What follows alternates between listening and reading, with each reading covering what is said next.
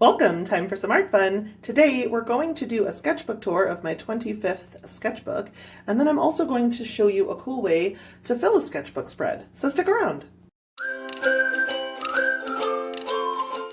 This is my 25th sketchbook that I have finished. As you can see, I started it in July of 2022, and I just finished it in November of 2022. I usually have 2 sketchbooks going at a time, and this was no exception. I have been working in this sketchbook here while I'm working in this, and I also was working on a prior sketchbook, Sketchbook 24, which I've already finished, that I will link the video below if you want to see the tour of that. So this particular sketchbook I largely filled with this little travel palette that I made from a gift card holder that I got last Christmas. And these are some Neocolor 2s, just a range of Neocolor 2s from Caran d'Ache. These are water soluble crayons and they're really fun to work with. And then I also just had these random extra watercolor half pans. This is the actual swatching for this little palette. So these are the Neocolor 2 range right here, the ones where you can sort of see that texture. And these are the watercolors. And then I also had a metallic, oh gosh, what is it? Where is she? Where is she? There she is. This silver metallic Posca pen that I had in my little to-go bag at the time. I also had some Tombow colors. So these are all Tombow brush markers or Faber-Castell Pitt artist pens, all of which are water soluble. So I had some fun with a mix of markers, crayons, and watercolor. And all I needed was a little water brush pen to go with this. And I could get all of this from what you see here. And then I added just a few extra little things since I already had this in my pencil case and I was good to go. So that's how I created almost everything in this sketchbook. Blah, blah, let's get going. Little sea turtle, little puffin, a portrait that had a lot of that opera pink from this in it. This is a little baby bear climbing a tree. This is my dog Tuffy when he was a puppy. This is a portrait based on a reference photo from Pixabay. This is just a made-up scene, like a little landscape. Little bear, also from Pixabay. This is a made-up scene. I really love this landscape, and I've gotten a lot of compliments on this landscape. This was a piece I did plein air at Reynolds Ranch, which is a park in Colorado. I just sat right here on the trail and painted this scene. There actually isn't a river there. I made this river up because I wanted to use this color. I had a different palette with me. I had a real travel palette for this spread. This is in Silverthorne, Colorado at the Red Buffalo Cafe. It backs up to this really beautiful river that has a huge river walk. It was so much fun. This is just a little baby fox. This bear is from Pinterest, so I'm not going to show it as if it were mine. I just copied someone else's art on Pinterest just to fill a sketchbook page. Little bee butt. This is a little happy turtle sunning on a rock. I just really wanted to use my pinks. I have a bunch of pinks in here and I wanted to use them more, so that's why I chose that color scheme. Little landscape of like a barn, and this is a bat. Actually, I figured out that bats are adorable when I was doing this video about painting your fears, so I did another bat there. I was just playing with the Ardex markers and some of the watercolors from there. So these are the Ardex acrylic brush markers that I've unboxed here before. They are so much fun to use. I really like them. This is just a really happy raccoon. I hate this portrait. I think it came out so awful. So I did another portrait later to try to make up for it. I think, yeah, right here. And I love this portrait. Little fat bird. Love how this guy came out. This charcoal, it's just a black watercolor from Prima Marketing Watercolors.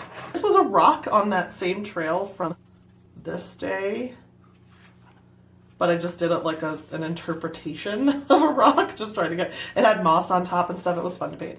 Love this one. Love this little chubby baby, what's it called? Guinea pig. I made this guinea pig for a video here reviewing all of these materials that I got, and I used this as a reference for this. So I really like to do that. I like to use my own art as my reference sometimes. Cute little koala bear that I made while waiting at a Starbucks for a friend.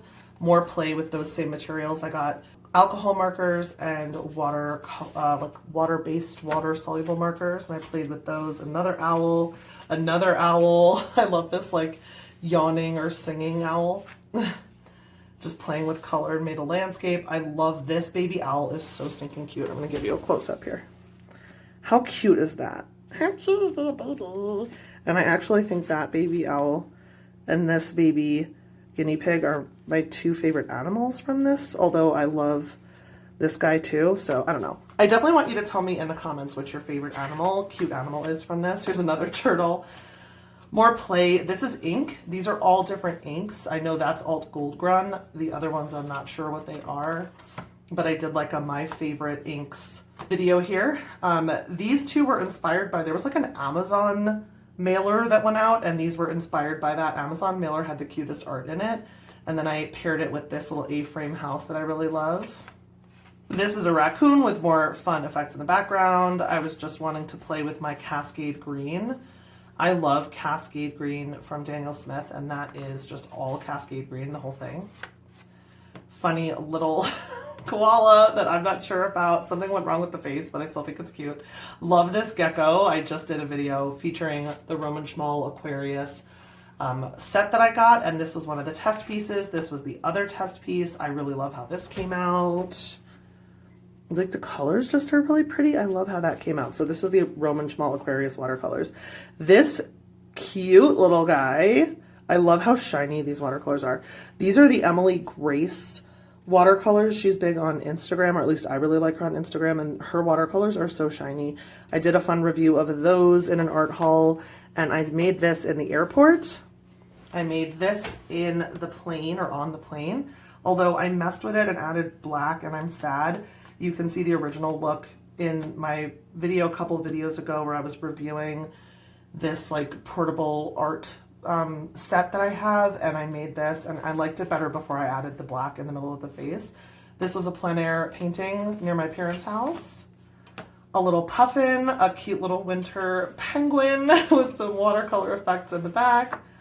And then I got this set of dot cards from a friend and loved playing with that. And then I got a new ink and was playing with that Sailor's, I think you say Seiboku or Saiboku.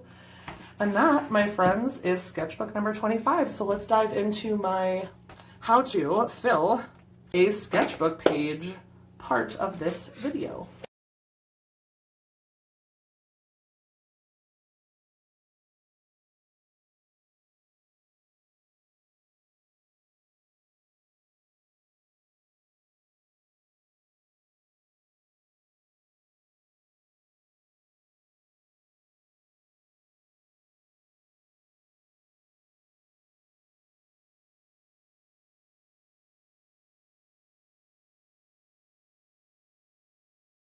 When I watch a sketchbook tour, I often feel that urge to go grab my sketchbook and start painting, but sometimes you just don't know what to paint. And honestly, when you see a sketchbook tour of someone who has a YouTube channel, it can be intimidating. Like you can start to feel like you're not going to make as good of a piece as what they made, and then you can talk yourself right on out of the mood that you just got to paint. So to keep you in the mood to paint and to give you an idea, take the pressure off, I'm showing you a doodle that you can do to play with a bunch of different materials in your sketchbook, and I invite you to please play along.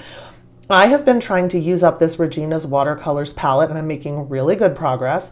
And when I was doing a mixing chart, and I'll show you here a picture of the mixing chart that I made, I noticed that I really liked a lot of the Payne's Gray mixes, and so I decided to take some of my favorite colors and mix them with Payne's Gray. So at the top left, my lightest is yellow, lemon yellow mixed with Payne's Gray.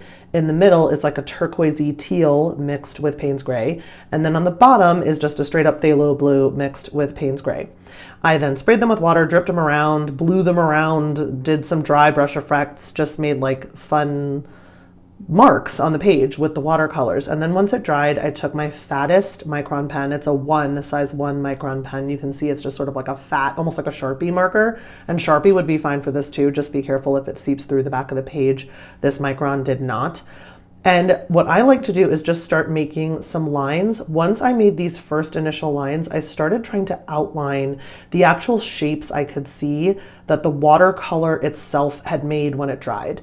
When I give you some better close-ups than this, you'll see what I'm talking about. I tried to follow those lines within the watercolor that just naturally occur when you mix different colors and let them overlap and stuff. And then I would just put some random lines on top of that if I felt the desire to make squiggly lines or extra lines or lines in different directions. It was so relaxing, so low stress, so low pressure. And I have to tell you, I was super shocked with how much I loved how the page came out. I started to see things like this. To me looks like almost like a ghost wearing a robe. I started to see a face in the middle of the page. And when I saw shapes I liked, I would darken the outlines of those shapes just to give different thickness to the lines.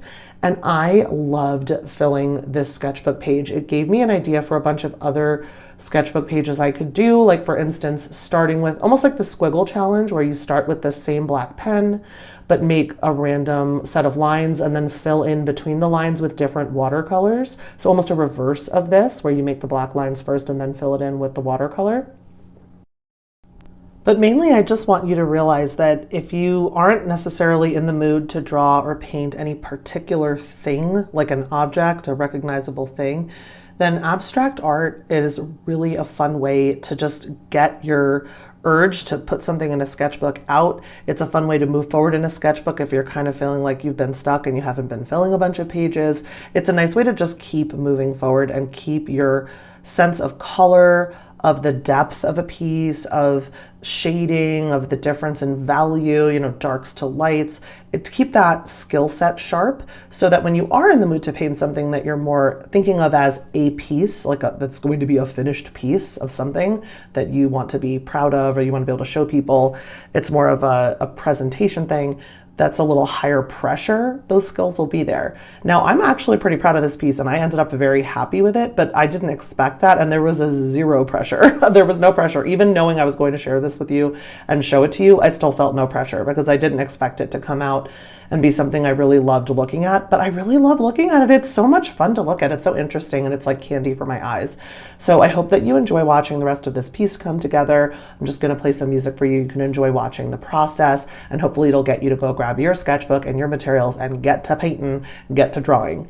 I hope that you enjoyed this video. If you did, please remember to leave a like and give me a comment of your favorite piece from the sketchbook tour. I'd love to know. It's always so interesting to me to see the different pieces that people enjoyed.